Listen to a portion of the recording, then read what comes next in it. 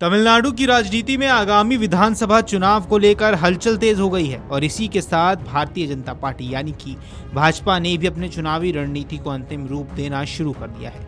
Party ने शुक्रवार को अपने हिस्से की 27 सीटों के लिए उम्मीदवारों की सूची जारी की है, जो कई मायनों में चौंकाने वाली है। इस सूची में केंद्रीय मंत्रियों से लेकर पूर्व राज्यपालों और संगठन के बड़े चेहरों तक को चुनावी मैदान में उतारा गया है।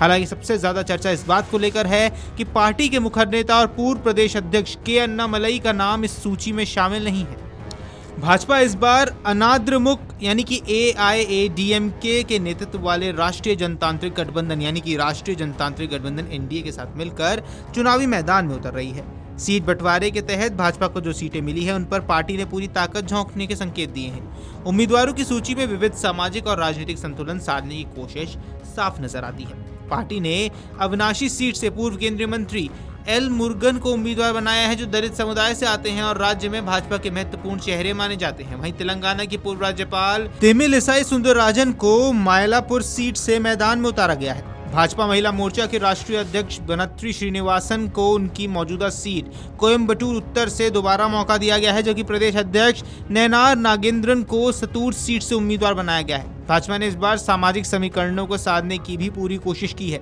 वहीं पार्टी ने अपने उम्मीदवारों की सूची में 5 महिलाओं को भी शामिल किया है, जो महिला सशक्तिकरण और प्रतिनिधित्व को लेकर पार्टी के संदेश को मजबूत करता है। इसके अलावा अलग अलग जातीय और क्षेत्रीय संतुलन को ध्यान में रखते हुए उम्मीदवारों का चयन किया गया है, ताकि ज्यादा से ज्यादा वर्गों तक पहुंच बनाई जा सके। लेकिन सभी घोषणाओं के बीच सबसे बड़ा सवाल यही है कि आखिर के अन्नामलई को टिकट क्यों नहीं दिया गया। पूर्व IPS अधिकारी और तेज तर्रार छवि वाले अन्नामलई को भाजपा का तमिलनाडु में सबसे आक्रामक चेहरा माना जाता है।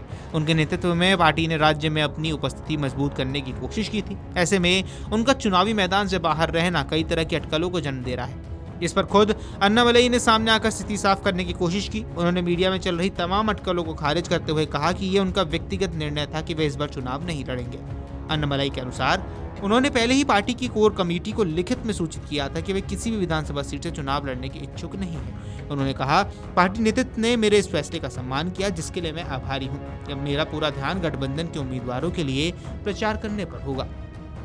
हालांकि राजनीतिक गलियारों में इस बयान के बावजूद चर्चा थमने का नाम नहीं ले रही है। कई राजनीतिक विश्लेषकों और सूत्रों का मानना है कि इसके पीछे असली वजह गठबंधन की मजबूरियां हो सकती हैं।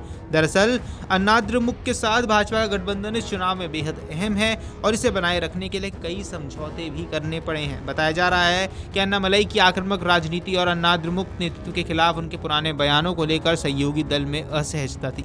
अन्नामलई कई बार अन्नाद्रमुक के नेताओं पर तीखी टिप्पणी कर चुके हैं, जिससे गठबंधन के भीतर तनाव की स्थिति पैदा हो गई थी। ऐसे में भाजपा ने गठबंधन को मजबूत बनाए रखने के लिए रणनीतिक फैसला लिया हो सकता है।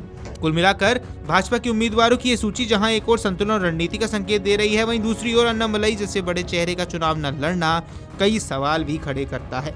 वीडियो डेस्क अमरउजाला.com। अगर आप ये वीडियो YouTube पर देख रहे हैं तो हमारे चैनल को सब्सक्राइब कर बेल आइकन दबाएं और Facebook पर देख रहे हैं तो हमारे पेज को लाइक करें।